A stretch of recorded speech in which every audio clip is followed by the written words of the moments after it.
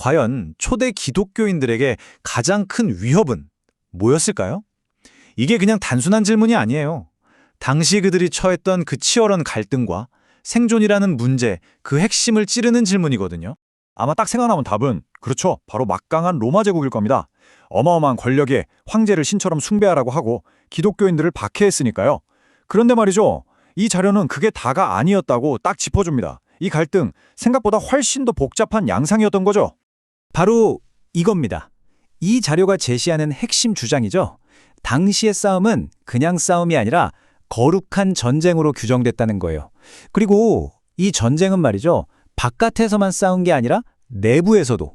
그러니까 두 개의 전선에서 동시에 벌어지고 있었다는 겁니다. 좋습니다. 그럼 첫 번째 장으로 넘어가서 이 초기 공동체들이 맞서 싸워야 했던 그 두 개의 전쟁터가 구체적으로 어떤 모습이었는지 한번 확인해 보겠습니다. 야, 이 슬라이드를 보면 정말 흥미로운데요. 두 위협의 성격이 아주 명확하게 갈리죠. 왼쪽에 있는 외부의 적은 뭐랄까 눈에 보이는 아주 거대한 압박이에요.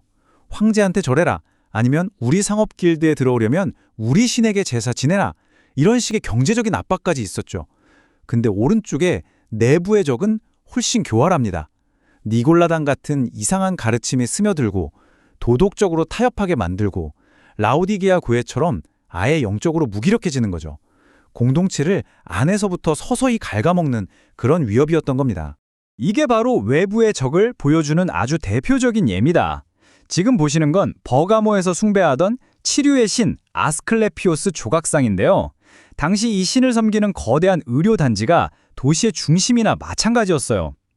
요한계시록이 왜 이 도시를 사탄의 왕좌가 있는 곳이라고까지 불렀는지 알겠죠? 그만큼 이교 문화의 힘이 막강했던 겁니다. 그럼 내부의 적은 어땠을까요? 두아디라 교회에 등장하는 거짓 예언자 이세벨이 딱 그 예입니다. 왜 하필 이세벨이냐? 이 이름, 구약성경을 좀 아시는 분들은 바로 감이 오시죠? 이스라엘의 바알 숭배를 퍼뜨렸던 그 악명 높은 왕비의 이름이잖아요. 이걸 그대로 가져온 거예요. 그러니까 이 이세벨이라는 인물이 신자들한테 괜찮아, 먹고 살려면 상업 길드에도 들어가고 우상에게 바친 재물도 좀 먹고 그래야지 하면서 세상과 타협하라고 부추겼다는 걸 암시하는 거죠. 자, 이렇게 안팎으로 적들이 들끓는 이 영적 전쟁의 한가운데 과연 누가 써 있었을까요? 우리가 흔히 생각하는 온화한 목자의 이미지가 아닙니다. 바로 이 거룩한 전쟁을 이끄는 신적인 사령관이죠. 네, 자료 원문에서는 그리스도를 아주 강력한 신적인 왕이자 거룩한 전사로 묘사하고 있어요. 이건 그냥 멋있는 표현이 아니고요. 당시 신자들이 자신들의 리더를, 자신들의 사령관을 어떻게 바라보고 있었는지를 보여주는 굉장히 중요한 대목입니다. 와, 이 사령관이 가진 무기고 정말 어마어마합니다. 불꽃 같은 눈은 모든 걸 꿰뚫어 보시고 빛나는 노새 같은 발은 모든 악을 그냥 짓밟아버리죠. 목소리는 수많은 물소리처럼 우렁차고요. 그런데 여기서 진짜 주목해야 할 가장 중요한 무기는 바로 그 입에서 나오는 날카로운 양날검입니다. 바로 말씀이죠. 여기서 말하는 검이요, 우리가 생각하는 보통 칼이 아니에요. 그냥 로마 군인들이 쓰던 그런 글라디우스가 아니란 말이죠. 헬라어 원문을 보면 롬파이아라는 단어를 썼는데 이게 뭐냐면 길이가 거의 2m에 달하고 두꺼운 갑옷도 그냥 뚫어버리는 무시무시한 트라키아 용병들의 검이었어요. 상상이 가세요? 그러니까 그분의 말씀이 바로 이 롬파이아 같다는 거예요. 상상할 수 있는 가장 강력한 무기이자 심판의 절대적인 힘을 상징하는 거죠. 정말 강력한 이미지입니다. 자, 이렇게 강력한 사령관이 있다면 당연히 전투 명령이 있겠죠. 이제 그분이 자신의 군대, 즉 교회들에게 내리는 그 전투 명령에 한번 집중해 보겠습니다. 일곱 교회 모두에게 똑같이 계속해서 반복되는 명령이 하나 있습니다. 바로 이기는 자가 되라는 거예요. 이긴다는 뜻의 헬라어가 니카오인데 이게 그냥 수동적으로 버티라는 뜻이 아니에요. 훨씬 적극적으로 나가서 정복하고 승리하라는 그런 행동 촉구인 거죠. 이게 얼마나 구체적인 명령이었는지 에베소 교회의 예를 보면 딱 알 수 있어요. 그냥 이겨라 하고 끝나는 게 아닙니다. 첫째, 네가 어디서부터 추락했는지 기억해라. 둘째, 즉시 회개해서 돌아와라. 그리고 셋째, 처음에 네가 했던 그 사랑의 행위를 다시 실천해라. 어때요? 거의 3단계로 이루어진 아주 실질적인 군사명령 같지 않나요? 만약에 이 전투명령을 무시하면 어떻게 될까요? 그 결과도 아주 명확하게 경고합니다. 회개하지 않으면 내가 너에게 달려가서 내 입의 검으로 그들과 싸울 것이다. 와, 이건 정말 무서운 경고죠.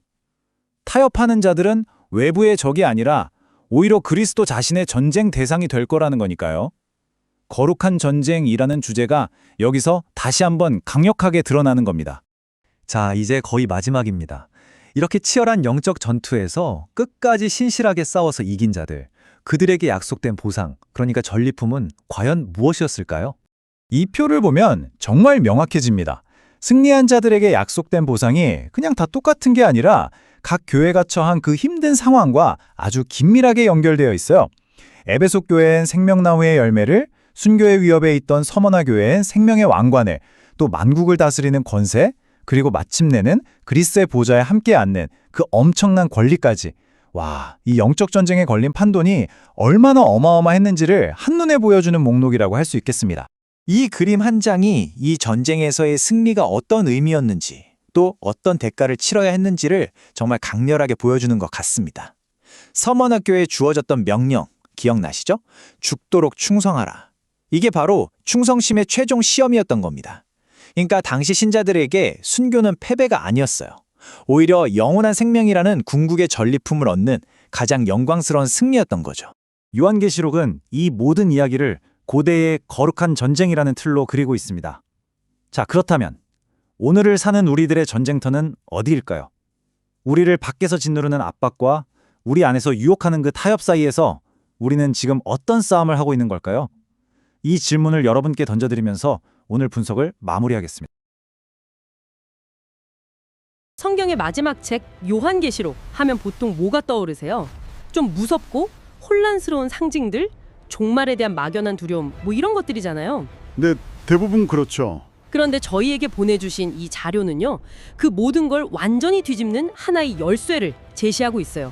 바로 종말론적 거룩한 전쟁 신학이라는 렌즈인데요. 맞습니다. 이걸로 보면 요한계시록이 단순한 재앙의 목록이 아니라 시작부터 끝까지 이어지는 하나의 장대한 우주적 전쟁 서사로 읽힌다는 거죠. 네, 위트니스 오 교수의 저서를 바탕으로 한 이 자료는 사실 굉장히 전문적인 신학 개념들을 다루고 있어요. 네, 용어들이 좀 어렵긴 하더라고요. 하지만 오늘 저희의 목표는 그 핵심 아이디어를 쉽고 명확하게 풀어서 마치 요한계시록을 탐험하는 새로운 지도를 청취자분들 손에 쥐어드리는 겁니다. 아, 새로운 지도 좋네요. 이 지도를 따라가면 그동안 흩어져 있던 상징들이 제자리를 찾고 거대한 그림이 보이기 시작할 겁니다. 정말 흥미로운데요. 그럼 그 새로운 지도, 종말론적 거룩한 전쟁 신학, 단어부터가 좀 어려운데 이 핵심 개념부터 한번 풀어보죠. 이게 정확히 뭘 의미하는 걸까요? 아, 네. 이 개념을 두 부분으로 나눠서 생각하면 쉬워요. 종말론적, 그리고 거룩한 전쟁. 네, 먼저 종말론적이라고 하면 보통 세상의 끝, 마지막 날만 생각하기 쉽잖아요. 맞아요. 심판의 날 같은 거요. 그런데 이 자료는 그 개념을 확 비틀어 버립니다. 예수님이 이 땅에 오신 그 순간, 바로 그 성육신 자체가 이미 마지막 시대에 막을 올린 사건이라는 거예요. 아, 그러니까 역사의 끝을 그냥 기다리는 게 아니라 우리가 이미 그 종말의 시간 속을 살아가고 있다는 관점이군요. 바로 그겁니다. 우리는 결승선을 향해 달려가는 게 아니라 이미 마지막 바퀴를 돌고 있는 셈이죠. 그럼 그 시간 속에서 우리는 뭘 하고 있는 건가요? 여기서 거룩한 전쟁이라는 개념이 등장하는 것 같네요. 정확합니다. 바로 그 지점이에요. 이 자료는 성경 전체의 역사를 두 왕국의 투쟁으로 봅니다. 두 왕국이요? 네. 창세기에 나오는 생명나무로 상징되는 하나님의 나라와 선악과로 상징되는 사탄의 왕국. 이 둘의 보이지 않는 전쟁이 역사 내내 계속되고 있다는 거죠. 그리고 이 전쟁의 지휘관은? 바로 하나님 자신, 즉 거룩한 전사, 더 홀리 워리어이시고요. 그렇다면 이 거대한 전쟁 그림 속에서 교회, 그러니까 오늘을 사는 저희 같은 신자들은 어떤 역할을 맡게 되는 건가요? 그냥 보호받는 민간인은 아닐 것 같은데요. 굉장히 중요한 질문이십니다. 자료에 따르면 교회는 두 가지 정체성을 동시에 가져요. 두 가지나요? 네. 하나는 그리스도의 순결한 신부로서 사랑의 대상이지만 다른 하나는, 이게 중요한데요, 하나님의 나라를 위해 싸우는 군대라는 정체성이죠. 군대요? 네. 구원받는 순간 이 거대한 영적 전쟁에 동참하는 군인으로 부름받았다는 관점이에요. 와, 교회를 하나님의 군대로 본다는 것만으로도 요한계시록이 완전히 다르게 읽히기 시작하는데요. 그렇죠.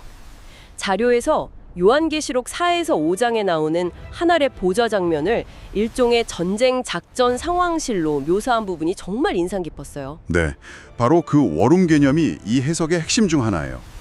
하늘 보좌를 단순히 경배받는 장소가 아니라 우주적 전쟁이 계획되고 명령이 하달되는, 말하자면 총사령부로 보는 거죠. 총사령부. 이 관점으로 보면 그 주변의 상징들이 아주 생생하게 살아납니다. 예를 들어 4장 6절에 수정같이 맑은 유리바다가 있어요. 잠깐만요. 유리바다는 보통 하나님의 완벽한 평화나 거룩함, 뭐 그런 걸 상징한다고 배우잖아요. 맞아요. 그렇게들 배우죠. 그런데 그걸 전리품으로 본다고요? 마치 전쟁에서 승리하고 적장에 갑옷을 전시해 놓는 것처럼요? 그건 완전히 다른 그림인데요? 맞습니다. 바로 그 역동적인 이미지예요. 생각해 보세요. 구약에서 바다는 종종 이스라엘을 위협하는 혼돈의 세력, 리워야탄 같은 악의 상징이었거든요. 아, 그랬죠.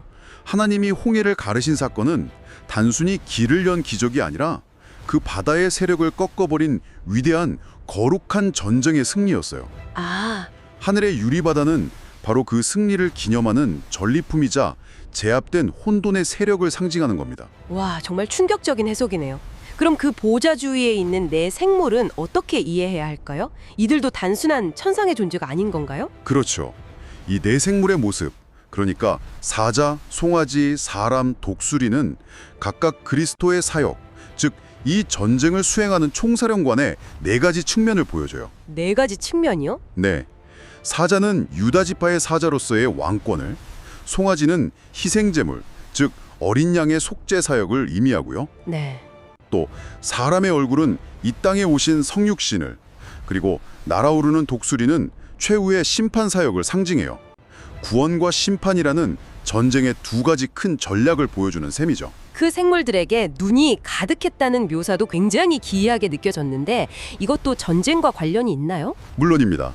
그 수많은 눈들은 단순히 모든 것을 보신다는 의미를 넘어서요. 아, 그런가요? 전쟁에서 이기려면 적의 동태와 전략을 파악하는 정보력이 필수적이잖아요. 그렇죠. 정보전이 중요해져. 이 눈들은 온 땅을 감찰하며 모든 정보를 수집하는 성령의 전능한 정보력, 즉 선지자적 통찰력을 상징해요.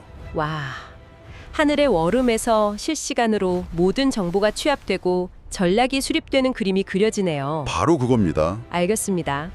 하늘에선 이렇게 거대한 작전 상황실이 돌아가고 있는데 솔직히 저희 같은 딴의 사람들에게는 너무 먼 이야기처럼 들리기도 하거든요. 네, 그럴 수 있죠. 이 거대한 우주적 전쟁이 우리가 발딛고 있는 이 땅에서는 구체적으로 어떤 모습으로 나타난다고 자료는 설명하나요? 그게 바로 요한계시록 11장과 13장의 대결 구도예요. 하늘의 전쟁이 땅에서는 일종의 대리전, 프록시 워 양상으로 나타난다는 거죠. 대리전이요? 네, 한편에는 용, 즉 사탄과 바다에서 올라온 짐승, 그러니까 적그리스도, 그리고 땅에서 올라온 짐승, 거짓 선지자로 이뤄진 소위 악의 삼위일체가 있고요. 그리고 그 악의 삼위일체에 맞서는 존재가 바로 11장의 두 증인이군요. 정확해요. 이 두 증인의 정체성에 대해 자료는 두 가지로 설명해요.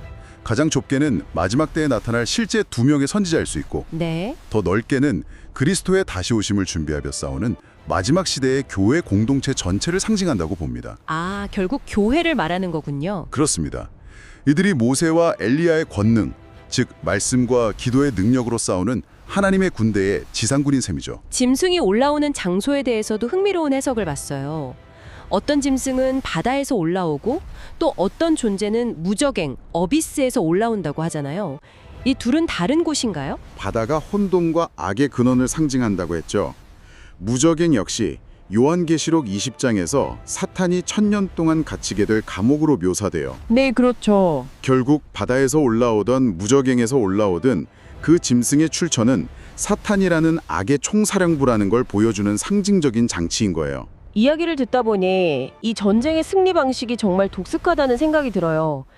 요한계시록 5장을 보면 모두가 절망하고 있을 때 유다 지파의 사자가 이겼다라는 선포가 들리잖아요. 네, 그렇죠. 그래서 당연히 위험 있는 사자를 기대했는데 정작 나타난 건 죽임당한 것 같은 어린 양이었단 말이죠. 이 역설이 이 신학의 핵심 같아요. 네, 바로 역설적인 승리의 신학입니다. 이 전쟁의 승리자는 두 가지 모습을 동시에 가져요. 유다 지파의 사자는 세상을 심판하고 다스리는 왕권, 즉 거룩한 전사로서의 강력한 힘을 상징해요. 하지만 실제 전쟁을 이긴 모습은 힘이 아니라 연약함의 상징인 죽임당하신 어린 양의 모습이라는 거죠. 맞습니다. 그 모습은 이사야 53장의 고난받는 종, 그리고 이스라엘을 구원한 6월절 어린 양의 이미지를 그대로 가져온 거예요. 아, 힘으로 억누르는 승리가 아니라 희생과 죽음을 통한 승리, 바로 십자가의 역설이죠. 요한계시록에서 어린 양이라는 이미지가 무려 28번이나 등장하는 이유가 바로 여기에 있어요. 승리의 열쇠가 바로 이 어린 양에게 있다는 걸 계속해서 상기시키는 거군요. 네, 더 소름 돋는 건 적그리스도인 짐승이 바로 이 어린 양의 승리 방식을 교묘하게 모방한다는 점이었어요. 네, 13장 3절을 보면 짐승이 머리에 치명적인 상처를 입었다가 다시 살아나는 장면이 나오죠. 네, 봤습니다. 이건 명백하게 그리스도의 죽음과 부활, 즉 죽임당하고 살아나신 메시아의 모습을 흉내내는 겁니다. 일종의 가짜 부활이죠. 가짜 부활이라. 세상은 이 거짓된 부활의 능력에 경탄하며 그를 따르게 되고요. 진정한 승리와 거짓된 승리가 극명하게 대조되는 부분입니다. 와, 정말 하나의 거대한 체스판을 보는 것 같네요. 그럼 아까 말씀하신 이 지도를 우리가 제대로 사용하려면 몇 가지 규칙을 알아야 할 것 같아요. 이 자료가 제시하는 요한계시록 해석의 구체적인 원리들이 있었죠. 네, 아주 중요합니다. 4가지 핵심 원리를 제시하는데요. 첫째는 요한계시록이 시간 순서대로 쓰인 연대기가 아니라는 거예요. 아, 그게 아니군요. 반복적 점강법적 구조라고 하는데 말이 좀 어렵죠. 네, 조금요. 쉽게 말해 같은 이야기를 다른 각도에서 반복해서 보여주면서 점점 더 깊이 들어가는 방식이에요. 마치 영화에서 중요한 사건을 여러 인물의 시점으로 다시 보여주는 것처럼요. 아, 이해가 되네요. 그래서 7빈, 7나팔, 7대접 심판이 시간 순서가 아니라 종말이라는 클라이맥스를 향해 점점 강도를 높여가는 반복 구조로 이해해야 합니다. 알겠습니다. 그럼 두 번째 원리는 뭔가요? 둘째는 과거, 미래, 현재의 통합적 적용이에요.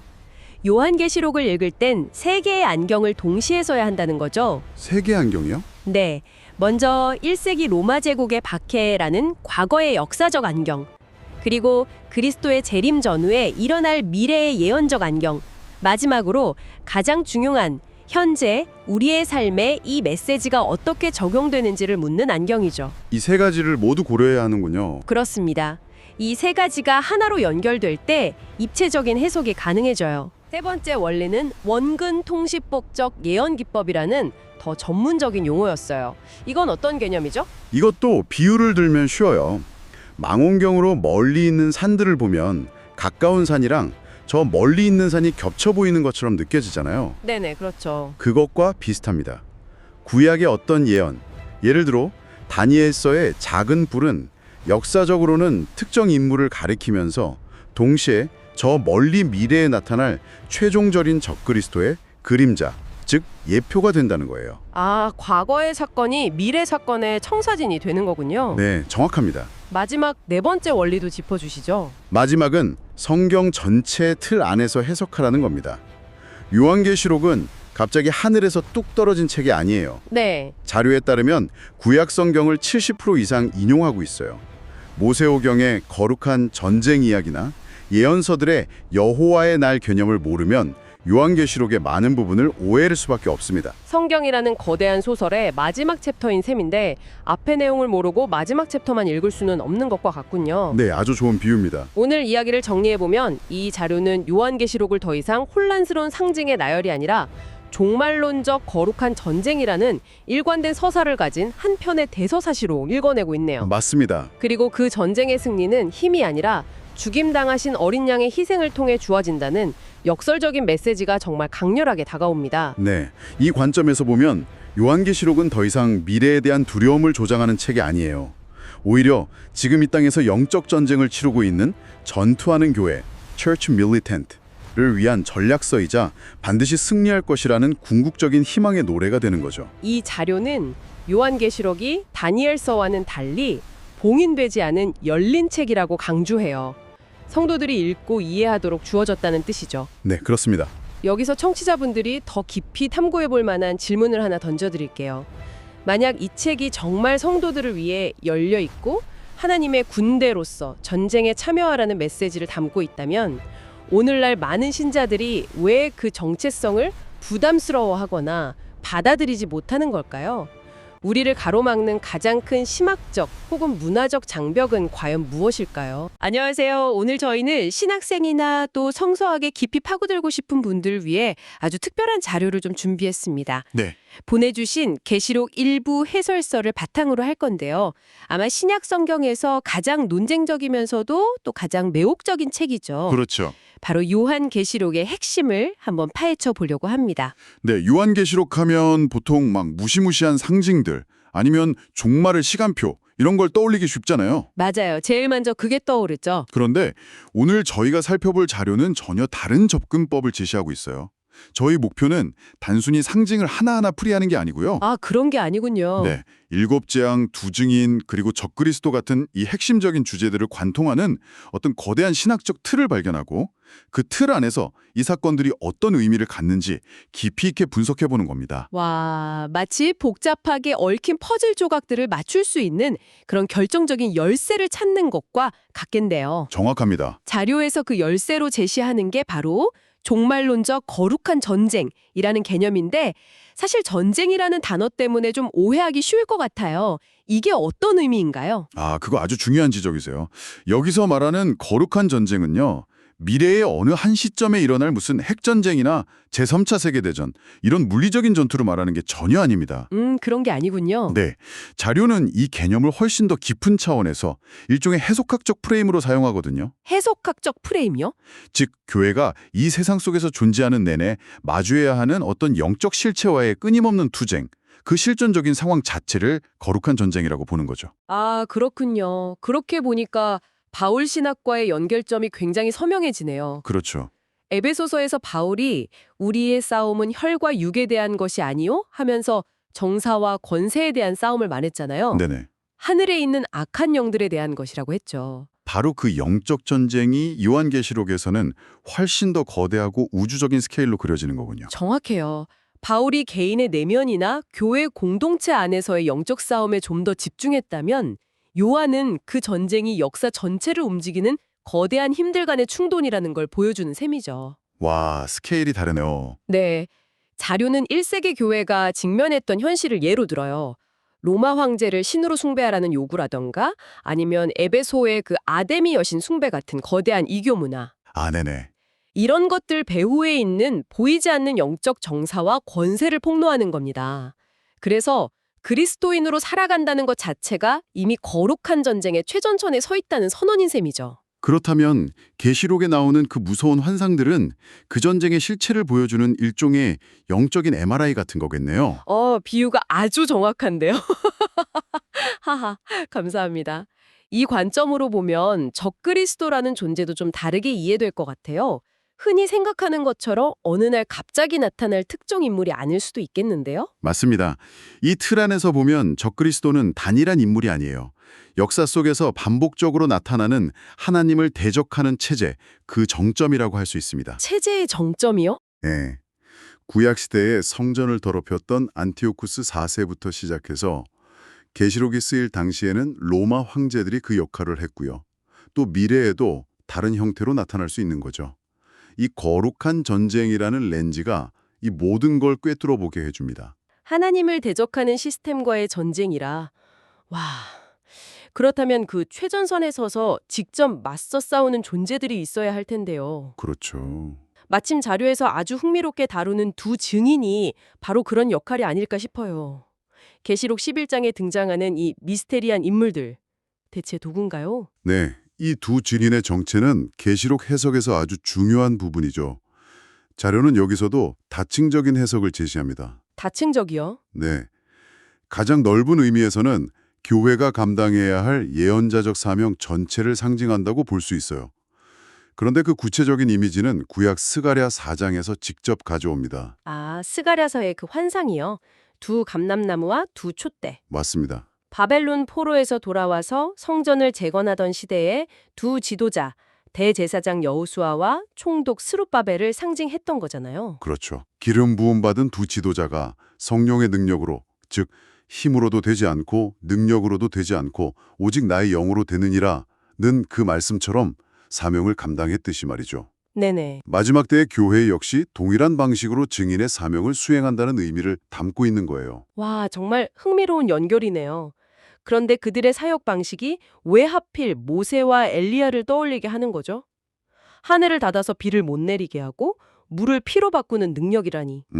구약의 수많은 선지자 중에서 이 두 사람을 소환한 특별한 이유가 있을까요? 아주 좋은 질문입니다. 모세는 율법을 대표하고 엘리야는 선지자를 대표하는 인물이잖아요. 아, 그렇죠.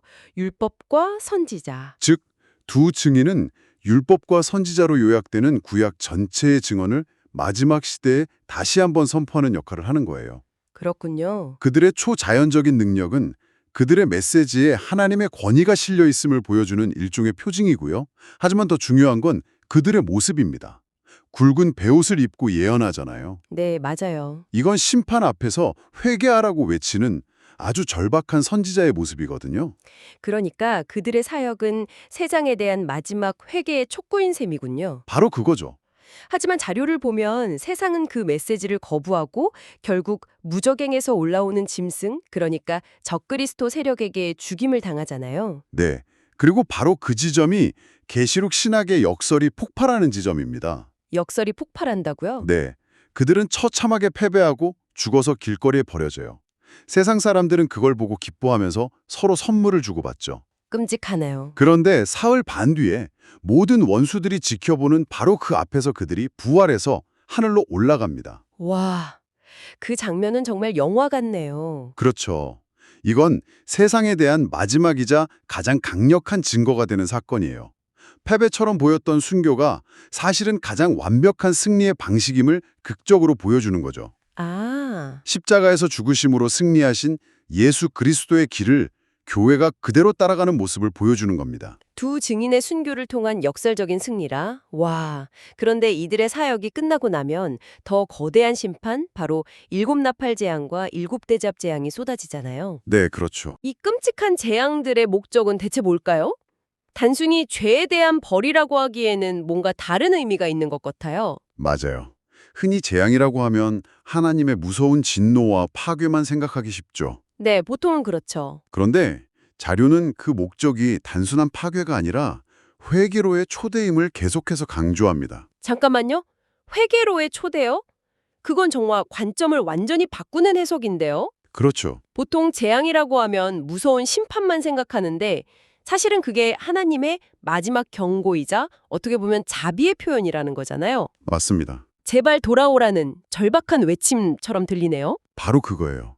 그 증거가 초기 나팔 재앙들이 3분의 1이라는 제한적인 범위에서만 일어난다는 점이에요. 아, 부분적인 심판. 네, 모든 것을 쓸어버리는 전면적인 심판이 아니라 경고의 성격이 강한 거죠.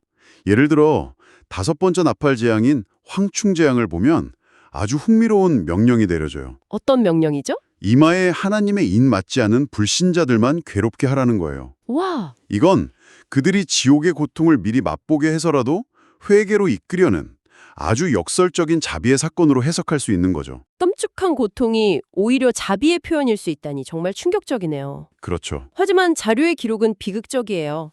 그런 기회에도 불구하고 사람들이 회개하지 아니하더라. 이 부분이 정말 마음 아프고 무서운 것 같아요. 네.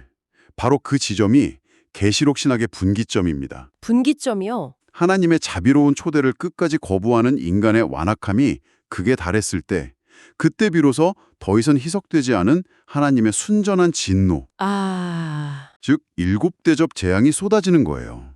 그리고 이 극심한 혼돈과 파괴를 배경으로 계시록 13장에 진짜 주인공이 등장합니다. 바다에서 올라오는 짐승, 즉 우리가 적그리스도라고 부르는 존재가 본격적으로 무대에 등장하는 거군요. 드디어 나오는 거죠. 네. 자료는 이 존재의 정체성을 아주 구체적으로 분석하고 있던데요. 네, 요한은 구약의 이미지를 총동원해서 이 짐승을 묘사해요. 다니엘서에 나오는 네 짐승, 특히 네 번째 짐승과 그 머리에 작은 뿔 이미지를 직접 가져오죠. 아, 다니엘서의 이미지를요? 네, 표범, 곰, 사자의 특징을 다 가졌다는 건 역사상 존재했던 모든 반역적인 인간 제국들의 악한 본성을 통합한 존재라는 뜻이에요. 바벨론, 페르시아, 헬라, 로마 같은 제국들의 맞습니다. 그 폭력성과 교만이 모두 합쳐진 결정체인 셈이죠. 그리고 가장 결정적인 특징은 용, 즉 사탄에게서 직접 권세를 위임받고 죽게 되었던 상처가 나았다는 부분인 것 같아요. 핵심을 정확히 짚으셨어요. 그 죽게 되었던 상처가 나았다는 건 단순히 살아났다는 걸 넘어선 아주 중요한 신학적 상징입니다. 신학적 상징이요. 이건 예수님의 죽음과 부활을 그대로 흉내내는 일종의 짝퉁 부활인 셈이죠. 짝퉁 부활이요. 하하. 사탄은 창조적인 존재가 아니라 교활하게 모방하는 존재니까요. 인류 구원의 가장 거룩한 사건인 부활을 가장 사악하게 비틀어서 사람들을 미혹하는 겁니다. 아, 그러니까 예수님의 부활을 사탄이 흉내낸 그런 거군요. 창조가 아니라 모방이라는 점이 핵심이네요. 네, 당시 로마 사회에 퍼져 있던 네로 황제가 죽지 않고 다시 돌아올 것이라는 소문, 이른바 네로 부활설을 신학적으로 활용했다는 분석도 정말 놀라웠어요. 그렇죠. 요한은 당시 사람들이 두려워하던 그 소문을 가져와서 보아라, 너희가 두려워하는 그 악의 실체는 결국 그리스도를 어설프게 모방하는 가짜에 불과하다고 선언하는 거예요. 와. 온 세상이 그 짝퉁 부활에 경탄하면서 짐승을 따를 때 성도들은 진짜 부활의 능력을 믿고 흔들리지 말아야 한다는 메시지인 거죠. 그렇다면 질문이 생기네요. 이처럼 강력한 미혹과 핍박에 몰아치는 그야말로 영적 전쟁의 클라이맥스 같은 상황 속에서 성도들에게 요구되는 자세는 대체 무엇인가요? 폭력에 맞서 싸워야 하는 걸까요? 자료는 계시록 13장 10절에서 그 답을 명확하게 제시합니다. 네. 사로잡힐 자는 사로잡혀 갈 것이요. 칼에 죽을 자는 마땅히 칼에 죽을 것이니 성도들의 인내와 믿음이 여기 있느니라. 이게 굉장히 수동적으로 들리기도 하는데요. 그냥 당하라는 말처럼 들릴 수도 있을 것 같아요. 처음에는 그렇게 들릴 수 있어요. 하지만 이 구절은 예레미야서의 심판 선언을 인용한 것으로 그 의미는 정반대예요. 정반대라고요? 세상의 방식, 즉 폭력의 폭력으로 맞서는 것을 거부하라는 선언입니다. 아, 하나님의 주권적인 심판을 온전히 신뢰하기 때문에 우리는 순교까지도 각오하는 인내와 믿음으로 버티는 겁니다. 이것이 바로 어린 양의 방식이고 요한계시록이 제시하는 거룩한 전쟁의 유일한 승리 전략입니다. 오늘 이야기를 쭉 나눠보니까 요한계시록의 핵심 메시지는 미래의 사건표를 해독해서 종말의 날짜를 맞추는 게 전혀 아니라는 게 분명해지네요. 그렇죠. 오히려 지금 우리가 참여하고 있는 이 영적 전쟁의 실체를 깨닫고 그 안에서 어떻게 싸워야 하는가를 배우는 일종의 전쟁 교본 같다는 생각이 듭니다. 맞습니다.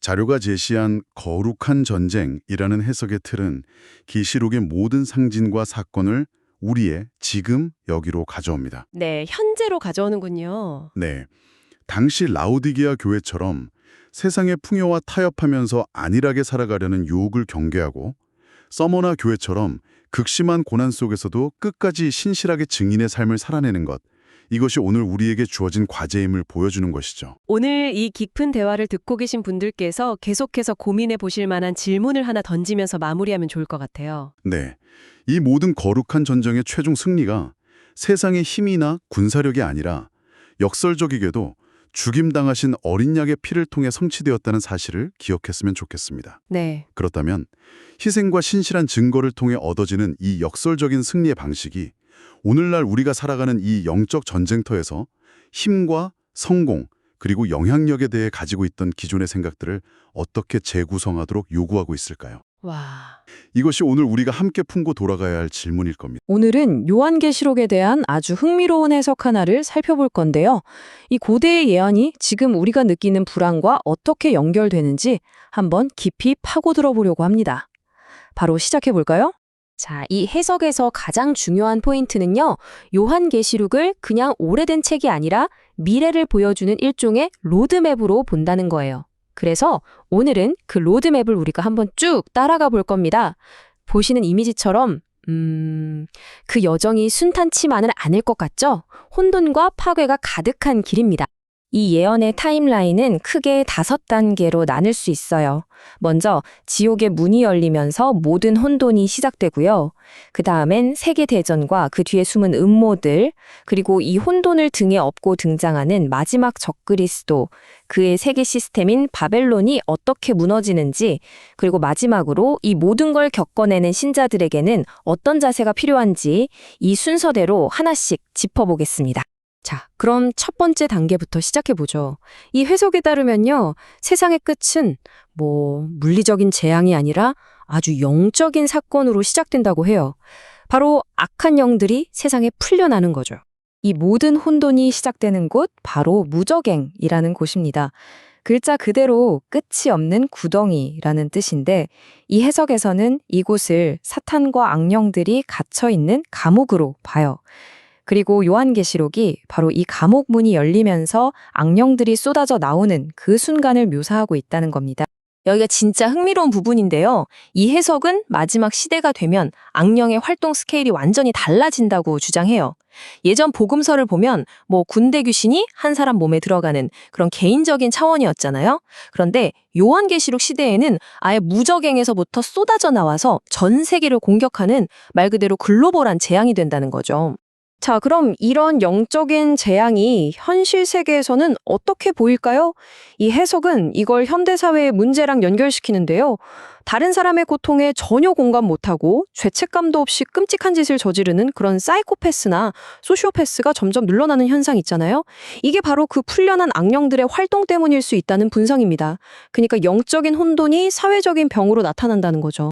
이렇게 풀려난 영적인 혼돈은 이제 눈에 보이는 물리적인 형태로 나타나기 시작합니다. 그게 바로 세계대전, 그리고 그 뒤에 숨겨진 거대한 음모라는 거죠. 이 해석이 제시하는 3차 세계대전 시나리오는요, 정말 놀랄 만큼 구체적이에요. 자, 한번 보세요. 첫 단계, 이스라엘이 이란의 핵시설을 먼저 공격합니다. 그럼 이란이 가만히 있겠어요? 러시아랑 중국의 지원을 받아서 바로 보복에 들어가죠. 결국 이 싸움에 강대국들이 전부 끼어들면서 전 세계적인 핵전쟁으로 번진다는 겁니다. 바로 이 지점에서 우리가 흔히 아는 음모론이 등장합니다. 이 자료는 1871년에 알버트 파이크라는 프리메이슨의 아주 높은 사람이 썼다는 편지를 증거로 내세워요. 편지 내용이 뭐냐면 시오니스트와 이슬람 세계의 갈등을 이용해서 3차 대전을 일으켜야 한다는 거예요. 그러니까 이 모든 게 우연이 아니라 아주 오래전부터 짜여진 각본이라는 주장이죠. 증거가 이게 다가 아닙니다. 1995년에 나왔던 일루미나티라는 카드게임 혹시 아시나요? 이 자료는 이 게임 카드도 주목하는데요. 놀랍게도 이 카드에 9.11 테러를 연상시키는 그림, 펜타곤 공격, 심지어 핵폭발 같은 그림이 이미 그려져 있었다는 거예요.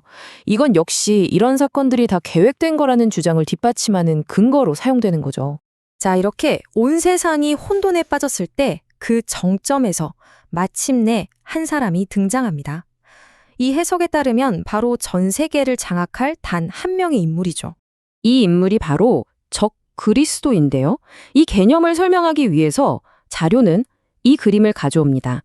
15세기 화가 알브레이트 디러가 그린 바다에서 나온 짐승이라는 작품인데 바로 이 짐승이 적그리스도를 상징한다는 겁니다. 그럼 대체 적그리스도의 정체는 뭘까요? 여기에 대해서도 해석이 분분한데요. 과거 종교개혁가들은 교황권을 지목하기도 했고 어떤 사람들은 이슬람의 구원자인 마흐디일 거라고 보기도 해요. 하지만 이 자료가 내리는 결론은 좀 다릅니다.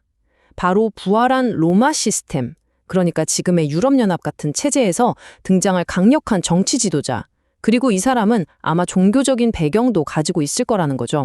자, 적그리스도가 등장해서 세상을 지배하게 되면 그 다음은 뭘까요?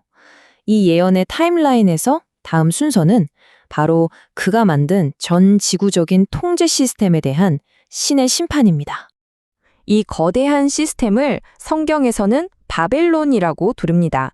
여기서 바벨론은 옛날에 있던 그 도시를 말하는 게 아니에요. 사람들을 속이고 타락시키는 거대한 세계 권력 그 자체를 상징하는 거죠. 뒤로의 그림에 나오는 저 음녀가 바로 그 부패했지만 사람들을 홀리는 매혹적인 시스템을 보여주는 겁니다. 그럼 이 해석은 바벨론의 실체를 뭐라고 볼까요? 아주 구체적으로 지목하는데요. 바로 로마 카톨릭 교회라는 종교 시스템을 통해 부활한 로마 제국, 이게 바로 요한계시록의 바벨론이라는 겁니다. 이런 관점은 사실 종교개혁 시대부터 쭉 이어져 온 해석이기도 해요. 물론 이건 이 자료의 주장이라는 점 분명히 해둡니다. 그런데 여기서 정말 비극적인 아이러니가 하나 등장합니다. 뭐냐면요. 그렇게 끔찍한 재앙과 심판이 쏟아지는데도 이 바벨론 시스템에 속한 사람들은 끝까지 회개를 안 한다는 거예요. 오히려 하나님을 저주하고 원망한다는 거죠. 자, 그럼 지금까지는 정말 묵시록적인 사건들을 쭉 살펴봤는데요. 이제 분위기를 좀 바꿔서 이 모든 상황 속에서 신자들은 어떻게 해야 하는지, 이 자료가 전하는 메시지는 뭔지 한번 보겠습니다. 이 해석의 중요한 점은요, 그냥 미래엔 이런 일이 일어날 거야 하고 끝나는 게 아니라는 거예요. 이 시대를 살아남기 위한 구체적인 지침을 제시하거든요. 먼저 개인적인 죄를 회개하고 거룩한 삶을 살려고 노력해야 한다고 말합니다. 또 진실을 알리는 증인이 되어야 하고 어떤 핍박이 와도 끈기 있게 견뎌내야 한다고 해요. 그리고 무엇보다 중요한 건 결국 하나님이 지켜주실 거라는 절대적인 믿음이죠. 그리고 이 모든 과정을 상징하는 마지막 핵심 단어가 바로 광야입니다. 성경에서 광야는 늘 두 가지 의미를 동시에 가졌죠. 고통스럽고 힘든 시련의 장소이면서 동시에 하나님의 보호와 훈련을 받는 곳이기도 했잖아요. 이 해석도 마찬가지입니다. 마지막 시대를 살아가는 신자들은 이 광야에서 악한 세력에게 핍박을 받겠지만 바로 그곳에서 하나님의 특별한 보호 아래 더 강하게 단련된다는 겁니다. 자, 오늘 우리는 요한계시록에 대한 하나의 깊이 있는 해석을 처음부터 끝까지 따라가 봤습니다. 과연 이 고대의 기록이 정말 미래를 향한 예언적인 경고일까요? 아니면 그저 혼돈과 알 수 없는 미래 앞에서 인간이 느끼는 영원한 두려움이 만들어낸 이야기일까요? 이 질문에 대한 답은 아마 우리 각자가 스스로 찾아야 할 몫일 겁니다. 오늘 여러분이 보내주신 자료는 정말 만만치가 않습니다. 신학의 가장 뜨거운 주제 중 하나인 요한계시록의 종말론을 다룬 아주 심도 깊은 연구서인데요. 네. 단순히 세상의 끝에 무슨 일이 일어날까 이런 호기심을 넘어서 신학생이나 이 주제에 정말 깊은 관심이 있는 분들을 위해 아주 엄밀하게 파고드는 텍스트입니다. 맞습니다. 이 자료는 마치 요한계시록이라는 거대한 암호문을 해독하기 위한 여러 개의 열쇠를 제공하는 것 같아요. 아, 암호 해독의 열쇠요? 네, 본문의 상징을 어떻게 해석해야 하는지 그 해석학적 틀부터 시작해서요. 또 헨라워 원어가 가진 묘묘한 뉘앙스, 그리고 이 모든 게 조직신학적으로 어떤 의미를 갖는지 그야말로 입체적으로 분석하고 있죠. 그렇군요. 특히 그리스도의 재림, 천년왕국, 새 하늘과 새 땅이라는 종말론의 클라이맥스를 향해서 아주 촘촘하게 논증을 쌓아 올립니다. 그렇군요. 그럼 오늘은 이 자료가 제시하는 해독의 열쇠들을 하나씩 사용해 보면서 요한계시록의 거대한 서사를 함께 탐험해 보겠습니다. 가장 먼저 필요한 열쇠, 바로 예언을 읽는 특별한 렌즈에 대한 이야기부터 시작해 볼까요? 좋습니다. 자료가 가장 먼저 강조하는 것이 바로 이중성취라는 해석 원리입니다. 이걸 이해하는 게 계시록 전체를 관통하는 핵심이라고 할 수 있죠. 이중성취라. 단어만 들으면 좀 어렵게 느껴지는데요. 쉽게 설명해 주실 수 있을까요? 물론입니다. 쉽게 말해서 예고편과 본편이라고 생각하시면 편해요. 예고편과 본편이요? 네, 하나의 예언이 역사 속에서 작은 규모로 그러니까 예고편처럼 먼저 성취가 되고요. 마지막 때에 가서 완전한 모습의 본편으로 성취된다는 그런 개념입니다. 아, 예고편과 본편이라니 이해가 쏙 되네요. 혹시 자료에 구체적인 예시가 좀 나와 있나요? 네, 가장 대표적인 예로 적그리스도를 듭니다. 자료에 따르면 이 적그리스도라는 존재의 예고편은 역사 속에서 이미 여러 번 상용이 됐다는 거예요. 이미요? 네, 구약시대의 안티오코스 에피파네스 4세나 신약시대의 로마 황제들, 예를 들어 티투스 장군이나 도미티아누스 황제 같은 인물들로 이미 나타났다는 거죠. 아, 그리고 마지막 때에 이 모든 특징을 집대성한 궁극의 본편, 적그리스도가 등장할 것이다. 이렇게 보는 겁니다. 그렇군요. 그러니까 요한계시록을 읽을 때 이건 그냥 2000년 전 1세기 독자들에게만 해당되는 얘기야 라거나 그렇죠. 아니면 이건 아직 오지 않은 먼 미래의 일이야 라고 한쪽으로만 치우쳐서 보면 안 된다는 뜻이네요. 그렇죠. 과거와 현재 그리고 미래를 동시에 봐야 한다는 거군요. 바로 그겁니다. 이 이중성취라는 입체적인 렌즈를 껴야만 계시록의 퍼즐 조각들이 제자리를 찾아간다고 이 자료는 강력하게 주장해요. 과거의 성취를 통해 예언의 패턴을 이해하고 그것이 미래에 어떻게 궁극적으로 성취될지 내다보게 하는 거죠. 자, 그럼 이 이중성취라는 해석의 틀을 가지고 계시록이 보여주는 본격적인 심판의 장면으로 한번 들어가 보겠습니다. 자료가 특히 주목하는 요한계시록 9장에 두 가지 재앙이 있는데 그중 첫 번째가 황충 재앙입니다. 듣기만 해도 정말 무시무시한데요. 네, 그런데 이 재앙은 우리가 흔히 생각하는 그런 메뚜기 떼 재앙과는 차원이 다릅니다. 아, 그런가요? 자료는 이 재앙이 무저갱, 즉 헬라어로 아비소스라고 불리는 끝없는 구덩이가 열리면서 시작된다는 점에 주목합니다. 아비소스요. 네, 이곳은 사탄과 타락한 영적 존재들이 갇혀 있는 곳으로 여겨지죠. 즉, 이 재앙은 자연재해가 아니라 지옥의 문이 열리는 영적인 사건이라는 겁니다. 지옥의 문이 열린다니 상상만 해도 끔찍한데요. 본문에 묘사된 황충의 모습도 아주 기이하지 않습니까? 전쟁용 말 같기도 하고 사람 얼굴에 사자 이빨을 가졌다고 하니 이건 그냥 곤충이 아니잖아요. 맞습니다. 그래서 자료는 이 기괴한 묘사가 1세기 독자들에게 어떤 의미였을지를 파고듭니다. 당시 로마인들에게 가장 큰 공포의 대상이 동쪽 국경 너머의 파르티아 제국이었어요. 파르티아 제국이요? 네. 특히 그들의 중무장 기병대인 카타프락토스는 사람과 말이 모두 철갑으로 뒤덮인 당시로서는 거의 무적의 탱크 같은 존재였죠. 아, 카타프락토스. 자료는 요한이 바로 그 공포의 이미지를 처형해서 무적행에서 올라온 악령의 군대를 묘사했다고 분석합니다. 아, 그러니까 당시 독자들이 황충이라는 묘사를 읽었을 때 그 파르티아 기병대의 침공이라는 가장 현실적인 공포를 떠올리면서 그 영적인 실체를 훨씬 더 생생하게 느꼈겠군요. 와, 정말 흥미로운 해석이네요. 그렇죠. 그런데 재앙이 5달 동안 이어진다고 하는데 이 기간에도 특별한 의미가 있나요? 네, 자료는 이 5달이 문자 그대로 150일이라기보다는 하나님의 주권 아래 철저히 통제되는 비교적 짧지만 극심한 고통의 시간을 상징한다고 봅니다. 통제된 시간이군요. 네, 중요한 건 이 재앙의 목적이 죽이는 게 아니라는 거예요. 전갈에 쏘인 듯한 극심한 고통을 주는 것이라는 점이죠. 하나님의 인침을 받지 않은 자들이 이 땅에서 지옥의 고통을 미리 맛보려 하는 겁니다. 자료가 이 부분을 현대사회와 연결짓는 시각도 제시하고 있던데요. 그렇습니다. 조금 논쟁적일 수 있는 해석이지만요. 자료는 현대사회에서 급증하는 사이코패스나 소시오패스 현상을 이런 악한 영적 존재들의 활동이 가시화된 결과로 보기도 합니다. 무적행이 열리면서 인간의 양심을 파괴하고 고통을 주는 영들의 활동이 더 극심해졌다는 그런 현대적 적용이죠. 영적인 고통을 주는 황충 재앙에 이어서 곧바로 인류의 3분의 1이 죽는 유브라데 전쟁이 벌어집니다. 이건 정말 물리적인 대재앙인데요. 네, 이 전쟁은 앞선 재앙과는 성격이 다릅니다. 자료는 이 전쟁이 악령들이 배후에서 조종하는 실제적인 물리적 전쟁이라고 해석합니다. 실제 전쟁이요? 네, 동원되는 마병대의 수가 2만만, 즉 2억이라고 나오는데 이건 문자적인 숫자라기보다는 인간의 상상을 초월하는 엄청난 규모의 군대를 상징하죠. 그 군대의 공격 방식도 불과 연기와 유황이라고 묘사되는데 이게 마치 현대전의 모습을 떠올리게 합니다. 바로 그 지점입니다. 자료는 이 묘사가 핵전쟁이나 생화학전 같은 현대 대량 살상 무기의 가공할 파괴력을 연상시킨다고 지적합니다.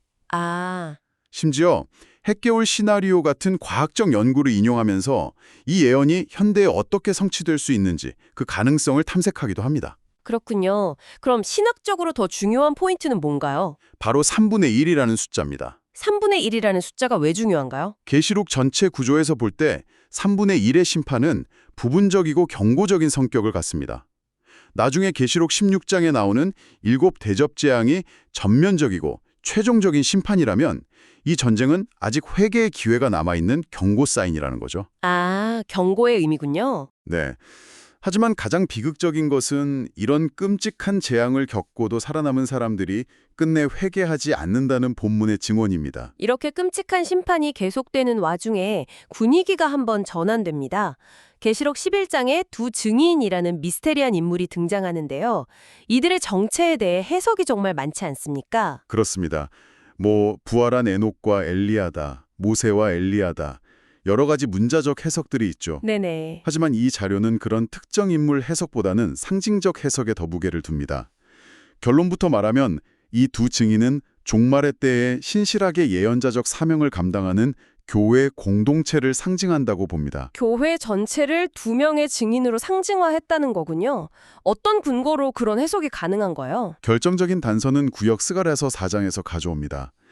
거기서 두 증인을 두 감람나무와 두 촛대라고 부르거든요. 아, 감람나무와 촛대. 그런데 이미 계시록 1장 20절에서 예수님이 직접 7 촛대는 7 교회라고 해석해 주셨어요. 아, 맞아요. 이 연결고리를 통해 두 증인이 교회의 상징임을 유추하는 거죠. 아, 촛대가 교회라는 해석이 계시록 내부에 이미 있었군요. 그렇다면 그들이 행하는 사역, 예를 들어 하늘을 닫아 비를 못 오게 하거나 물을 피로 변하게 하는 권능은 어떤 의미를 갖게 되나요? 그것 역시 상징적으로 해석합니다. 비를 멈추게 한 것은 엘리야의 사역이고 물을 피로 바꾼 것은 모세의 사역이죠. 그렇죠. 즉 교회가 구약의 율법, 즉 모세와 선지자, 엘리야를 대표하는 하나님의 모든 말씀을 대언하는 사명을 가졌음을 보여준다는 겁니다. 교회가 세상의 마지막 회개를 촉구하는 예언자적 목소리를 내야 한다는 거죠. 그들의 사역 마지막에 순교를 당했다가 3일 반 만에 부활해서 승천하는 장면은 정말 극적입니다. 그 장면이야말로 교회의 정체성을 가장 잘 보여주는 부분입니다. 교회가 세상으로부터 미움을 받고 죽임당하는 것은 그 머리이신 그리스도께서 가셨던 길을 그대로 따라가는 모습이죠. 아, 그리고 그분의 부활과 승천의 영광에 교회가 그대로 동참하게 될 것이라는 강력한 소망의 메시지입니다. 1세기 로마의 핍박 아래 신음하던 성도들에게 이 환상이 얼마나 큰 위로와 용기가 되었을지 짐작할 수 있죠. 이렇게 세상에 대한 심판과 교회의 사명이 그려지는데 그렇다면 교회가 맞서 싸워야 할 가장 거대한 적은 누구일까요? 바로 이 지점에서 자료는 요한계시록에서 가장 뜨거운 감자인 음녀 바벨론의 정체를 파고듭니다. 네, 계시록 17장에 등장하는 이 상징은 정말 많은 논쟁을 낳았죠. 여기서 자료는 아주 과감하고 구체적인 해석을 제시하는데요. 어디까지나 이 자료의 학문적 주장이라는 점을 분명히 하고 들어가는 것이 좋겠습니다. 물론입니다. 자료는 이 음료 바벨론을 어떻게 해석하고 있나요? 먼저 이중성취의 원리에 따라 역사적인 예고편부터 짚습니다. 1세기 당시 독자들에게 음료 바벨론은 의심의 여지 없이 로마 제국을 상징했습니다. 로마 제국이요? 네, 7산 위에 앉아있는 도시라는 묘사는 로마의 지리적 특징과 정확히 일치하고요. 또 황제 숭배와 온갖 우상 숭배, 그리고 기독교인에 대한 박해 등은 음녀의 영적 특성을 그대로 보여주죠. 그렇다면 종말론적인 본편은 누구라고 보는 건가요? 바로 이 지점에서 자료는 종교개혁가들의 전통적인 해석을 따라갑니다. 마르틴 루터나 장칼뱅 같은 개혁가들은 이 음료 바벨론이 바로 로마 카톨릭 체제를 상징한다고 보았는데 이 자료도 그 시각을 강력하게 지지합니다. 상당히 민감할 수 있는 주장인데 그 근거로 무엇을 제시하고 있습니까? 자료가 드는 근거는 여러 가지입니다. 교황을 그리스도의 대리자로 칭하며 절대적인 권위를 주장하는 교황권 제도 자체에 대한 신학적 비판, 그리고 태양신 숭배 사상이나 고대 바벨론의 모자 숭배 같은 이교적 상징과 관습들이 기독교의 이름으로 카톨릭 안에 스며들었다는 점 등을 지적합니다. 아, 더 나아가 이 배도한 종교 시스템이 마지막 때에 일루미나티나 프리메이슨 같은 비밀 결사체와 연관된 신세계 질서의 세계 단일 종교 역할을 할 것이라는 해석까지 나아가죠. 다시 한번 강조하지만 이는 특정 신학적 관점에서 제시하는 하나의 해석입니다. 네. 자료의 주장을 명확하게 전달해 주셨습니다. 이처럼 거대한 악의 세력과의 갈등과 끔찍한 심판들은 과연 어떻게 끝을 맺게 됩니까? 음녀 바벨론이 하나님의 심판으로 무너진 후 계시록 19장에서 하늘의 분위기는 180도 바뀝니다. 거대한 환희와 찬양이 울려 퍼지는데 바로 어린 양의 혼인잔치가 열리기 때문입니다. 어린 양의 혼인잔치요? 네, 교회가 마침내 신랑이신 그리스도와 완전한 연합을 이루는 영광스러운 순간이죠. 혼인잔치, 즉 축제가 시작된다는 건 전쟁이 끝났다는 의미겠군요. 그렇습니다. 이 잔치는 백마를 타고 재림하시는 그리스도께서 아마겟돈에서 모든 악의 세력을 최종적으로 심판하시는 장면으로 이어집니다. 적그리스도와 거짓 선지자는 산채로 유황불 붙는 못에 던져지고 사탄은 1000년 동안 무적행에 결박되죠. 아, 이로써 인류를 괴롭히던 악의 통치가 끝나고 이 땅에 그리스도께서 다스리시는 천년 왕국이 시작된다고 자료는 설명합니다. 그렇다면 이 천년왕국이 끝난 후에 이 땅과 하늘의 최종적인 운명은 어떻게 되는 걸까요? 이 부분에 대해서도 신학적으로 견해가 갈리는 것으로 아는데요. 네, 마지막으로 설력은 이 우주의 최종 운명에 대한 두 가지 주요 신학적 견해를 소개합니다. 하나는 재창조설이고 다른 하나는 갱신설입니다. 재창조설과 갱신설 두 가지가 어떻게 다른가요? 재창조설은 현재 우주가 말 그대로 완전히 사라지고 하나님께서 완전히 새로운 하늘과 새로운 땅을 창조하신다는 견해입니다. 완전히 새롭게요. 네, 베드로후서 3장에 체질이 뜨거운 불에 풀어지고 라는 구절을 강력한 근거로 삼죠.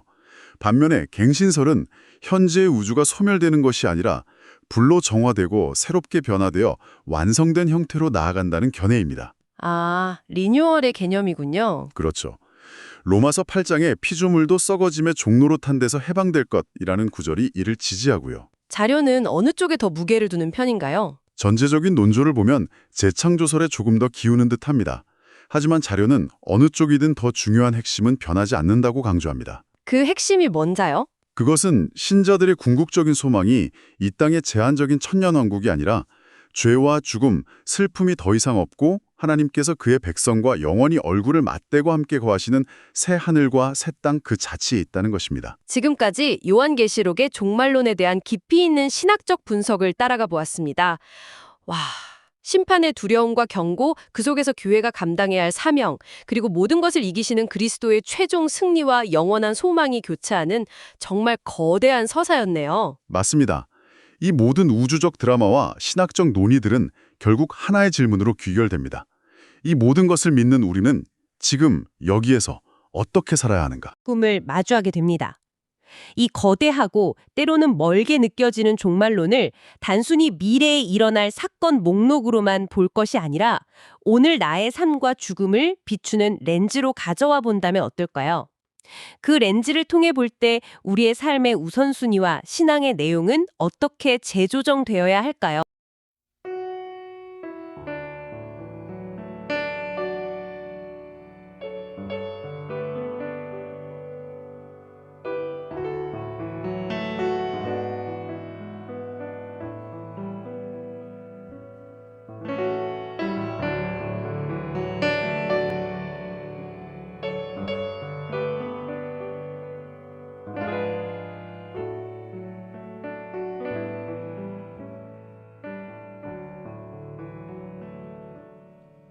하늘 가는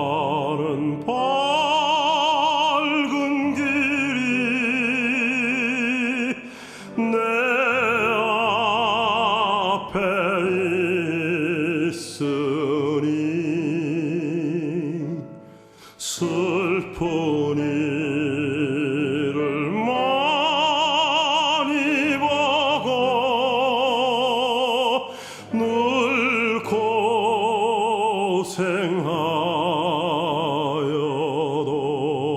고생하여도 하늘 영광 밝음이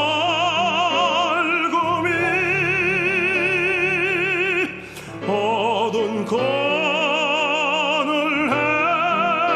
해치니 예수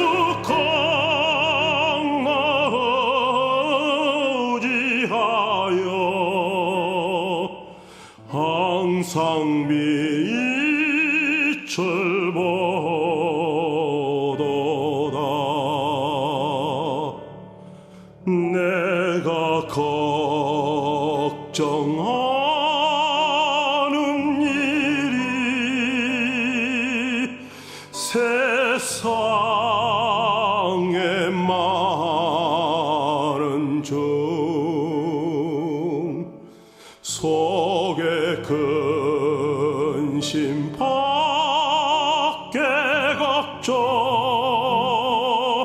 늘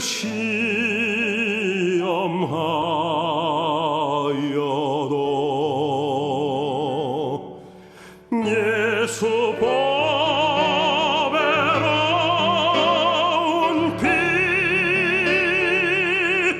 모든 것을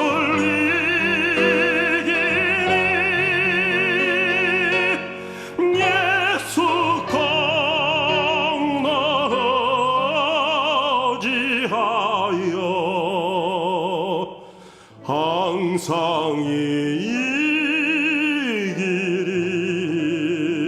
이기리로다.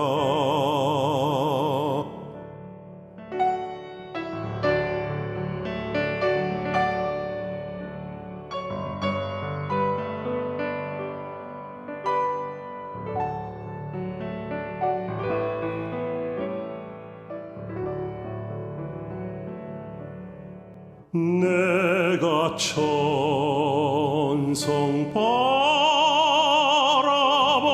바라보고 가까이 왔으니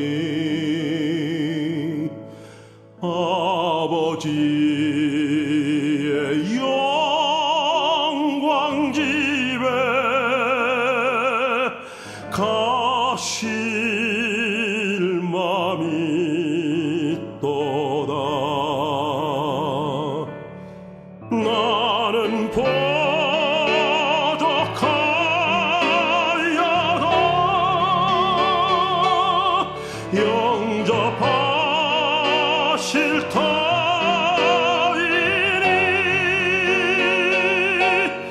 영광 나라 계신 임금 우리